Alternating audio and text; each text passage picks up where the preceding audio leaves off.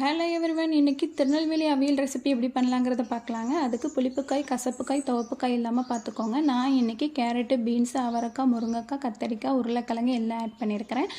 அது கூட தேவையான அளவு உப்பு, ஒரு பிஞ்ச் அளவுக்கு மஞ்சத்தூள் சேர்த்து தண்ணி ஊற்றி ஒரு 70% குக் பண்ணி எடுத்துருங்க. தண்ணி எக்ஸஸாக இருந்தது அப்படின்னா வேஸ்ட் பண்ண வேண்டாம். என்ன குழம்பு வைக்கிறோமோ அது கூட நம்ம தண்ணியை ஆட் பண்ணிக்கலாம். இதுக்கு ஒரு மசாலா ரெடி பண்ணணும். அதுக்கு தேங்காய், சின்ன வெங்காயம், பூண்டு, பச்சை மிளகா, ஜீரகம், கருவேப்பிலை, மல்லி இலை எல்லாத்தையும் இந்த மாதிரி கொரப்பாக அடைச்சிக்கோங்க. உங்களுக்கு அவியல் கொஞ்சம் லிக்யூடாக வேணும்னு நினச்சிங்கன்னா அதில் தண்ணி சேர்த்து அரைச்சிக்கோங்க.